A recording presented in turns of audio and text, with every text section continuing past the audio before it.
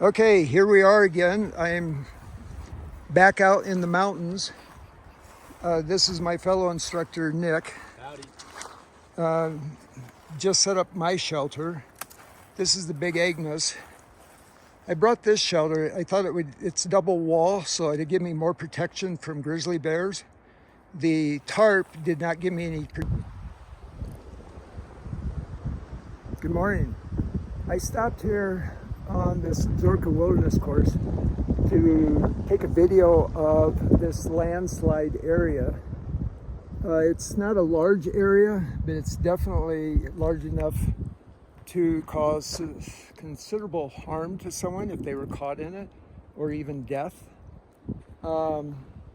It's funny, landslides of this nature have not been something to be concerned about so much in objective hazards, especially in the Rocky Mountain West. That's changing.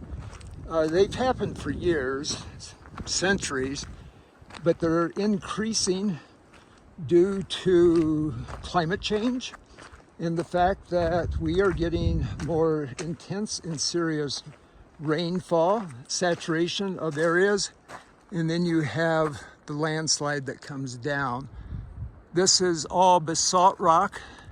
It's pretty rotten rock. It's not good for climbing. And it's the type of rock that does get saturated. It will come down pretty intensely. Our course areas for NOLS in New Zealand, India, Nepal, even Alaska have more activity of this nature, but we're seeing an increase here. I don't know when this happened. I would guess maybe last summer early or the summer before, because there's grass growing in places that you can see.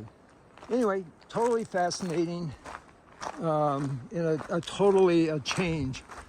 You can see this scree slope here is another area of concern during a heavy deluge or downpour.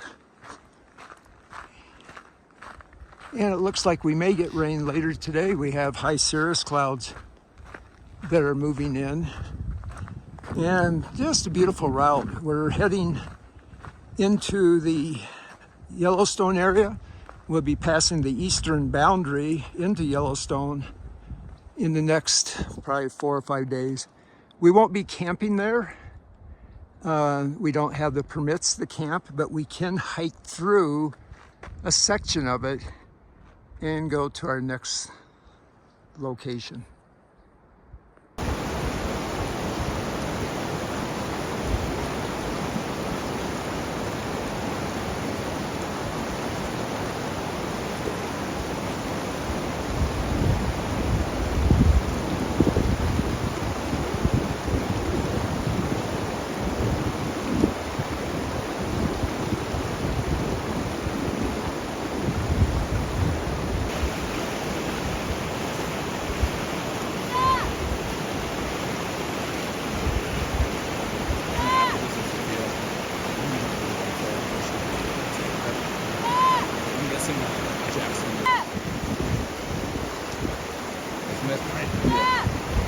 That's the point. When you go back, they started off with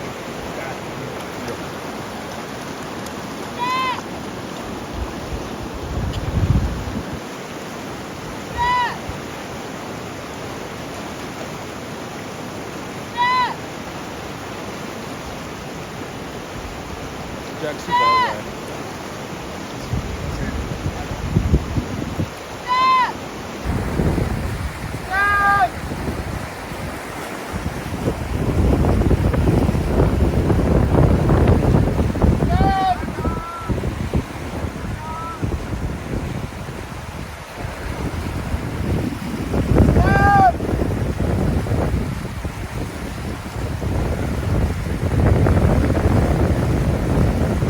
Stop!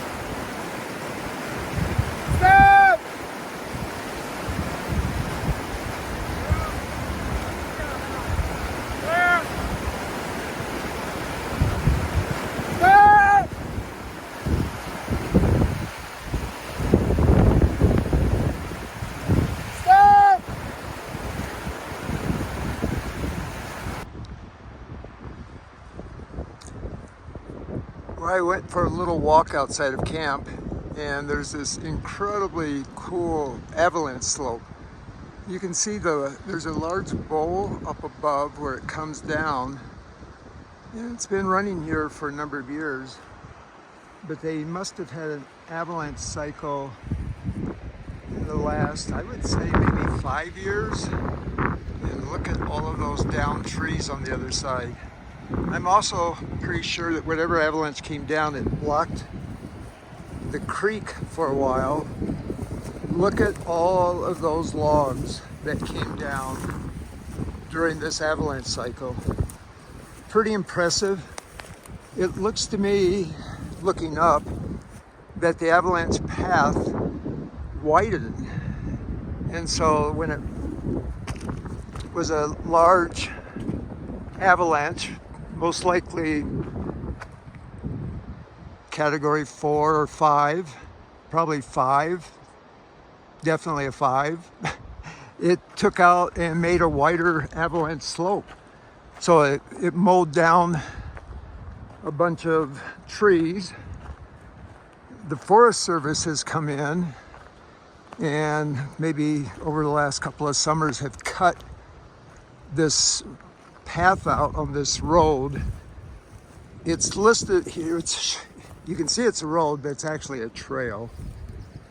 And again, the amount of trees is just incredible.